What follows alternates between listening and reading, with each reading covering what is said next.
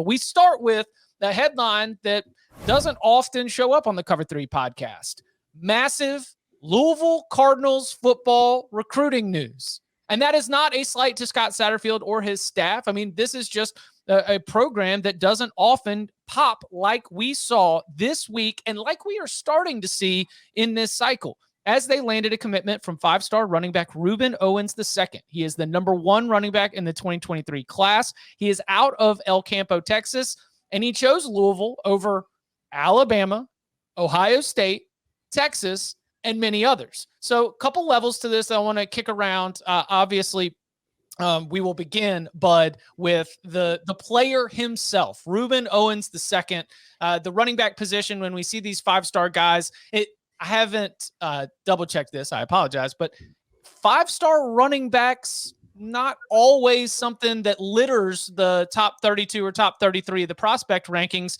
Just on its face, to see a 5-star running back in the 2023 cycle suggests that this could be a special player. What do you think of Owens? What can Louisville fans be excited about? Well, there's a lot for Louisville fans to be excited about here with Rueben Owens, one of our top running backs in the nation. When you watch the tape, the first thing that stands out for you is just the burst, right? Like he can hit the home runs. We're not going to make a kid a 5-star running back unless he can take it the distance. But he also, he has nice wiggle to him. He can catch the football. He can run through arm tackles. He's a real difference maker at that level for those guys. And I mean, they beat out some seriously good teams to get Rueben Owens. So Louisville, take a note of this. This is interesting. So they've got right now, they've got quarterback recruit Pierce Clarkson on board. They've got a top 60 wide receiver in DeAndre Moore. And they are starting to put together a recruiting class that, again, a lot of movement left to go, but a recruiting class that is ranking in the top 15. Danny, do you see Scott Satterfield on the recruiting trail being able to build up enough goodwill to keep is this addressing hot seat concerns? Is this addressing concerns that Louisville fans have about the future of the Scott Satterfield era with the Cardinals? It absolutely should now at this minute, because this is what it's all about, right? You want to get excited about talent acquisition, but it can quickly be forgotten if it doesn't translate to wins. This is remarkable what we're seeing happen, historic, if you will. I don't know if you guys saw Bruce Feldman's stat that he put out. Shout out to our buddy Bruce Feldman. So with Owens going to Louisville, they now have 4 commits ranked among the 24/7's top 200. That's as many top 200 recruits as they had in previous 13 years combined. Like this is coming out of nowhere. So, and I did see a lot of Texas A&M fans on social media saying, "Hey, we get accused of buying classes. Like what happened about Louisville?" I don't know if it's all Scott Satterfield relation building. I don't know if that's what it is. If it's all relation building? Well, if any of it is relation building, come on. You know what? But this is a good thing. I say good. Let's get some of the wealth spread around. Let's see Louisville. Let's see what they can do if they finish with a top 15 recruiting class. So I think it's awesome to see. I think it shows that maybe there's some more money and interest and passion, whatever you want to call it, that's out there that might be willing to shake up those schools that we see every single time in the top 10 recruiting classes. I think it's refreshing to see a team that's outside of that usual group come to the forefront. And I think let's see if they can carry this momentum forward. It's pretty clear Shaq has reopened the Papa John's money pipeline to Louisville. Because I mean, currently their class is ranked 11th in 2023, and it's behind teams like Northwestern, Texas Tech, teams you don't expect to see there. But as we talked about on the show, I think 2 weeks ago, they've got 10 commits. 5 of them are 4-star or better. Like Owens is a 5-star. They've got 4 other 4-stars. So that's, using the blue chip ratio, that's 50% of your class right now is blue chip prospects, which means that as we get closer to signing day, they are much more likely to still be hovering around the top 10 than teams like Northwestern, Texas Tech, and Cincinnati are at the moment based on the guys that they have. So I don't know what this is going to mean long-term. I think that this is clearly a much better kind of off-season storyline for Louisville than we've seen last year, with the results on the field. It's definitely a better feeling building for 2022. But like you guys were saying, this isn't going to mean a whole lot if the Cardinals show up and go like 5-7. Which I don't think they will go 5-7. I'm fairly high on this Louisville team relative to some of the expectations out there. this is just a bit of a perfect storm, right? They took Pierce Clarkson, Steve Clarkson's kid. Obviously, you guys have heard of the Clarkson QB retreat. Do you know who sponsors the Clarkson QB retreat? Papa John's? Adidas. All right. And what brand does Louisville wear? Adidas. Papa John's? Right.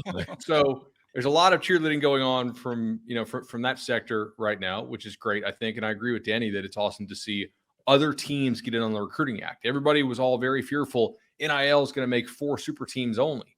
No, it's not, because if you can go somewhere else and get paid and also get playing time, I'd rather do that than be like the third string running back at whatever programs, paying just a little bit more, right? Like playing time plus NIL deals are still really nice. I thought Jody Demling, our publisher at Cardinal Authority, had a nice point. And he said, look, Louisville is one of the biggest cities that does not have a pro sports team. And there are quite a few businesses here that would like to affiliate and get in on a piece of that action. So I'm not saying Papa John. I don't actually think that he's the one driving this. And look, if they lose, okay, like the class probably falls apart. But I'd rather have this now, just in case I win. Because in case I win and I sign this class, I might get a contract extension, especially because there's a new hell, if Louisville's AD situation wasn't such a disaster, is Scott Satterfield even coaching this year? Like he may have really hit the jackpot here as far as not having an AD in place, because they went through like 2 interims and now they finally named the one interim as their new AD. If you don't have a boss, you're not getting fired. So it kind of allowed them to work on the recruiting trail. They got the NIL stuff going. If they can go they could go 8-4 this year, possibly. Maybe you keep most of these kids. I don't know. It's very interesting to see. They're certainly hitting out of the park right now with the NIL stuff. We are coming up on the 1-year anniversary of NIL going into effect on July 1, 2021. And one of the things that we discussed on the show is, will this level the playing field? Will this provide opportunities? We've said, where are the programs? Where are the cities? Where are the opportunities for some college football programs to close the gap with Alabama, Ohio State, Georgia, and the rest of the familiar names? Is this potentially, and again, long way to go before we actually get pen to paper, so to speak, for the rest of this 2023 class for the Cardinals, is this one of the better examples? I mean, clearly Texas A&M to number 1, but I think that the jump that Texas A&M made from where they were to where they landed isn't quite what we would see from Louisville, a program that is in the 30s and 40s normally. If they finish in the top 10, that feels like that would be one of the most significant examples of something that we predicted in terms of being able to use this in a way to close the gap and really put yourself in a different ballpark recruiting wise. Completely. I was just going to say real quick, just to follow up, then you go. But I had written down their last 5 recruiting class rankings, 24/7, 32nd, 41st, 44th, 71st, and 30th. So this is a massive jump for them. The other school I would point to there is the success that Oregon had closing very late after just a quick coaching transition. Remember, it took Cristobal a long time to take the Miami job, and then Lanning gets in there, and they landed some huge kids that I think were very much NIL based, or at least NIL based is probably too strong. NIL assisted or influenced. So that was the Oregon being able to get it done quickly is probably a big example of that.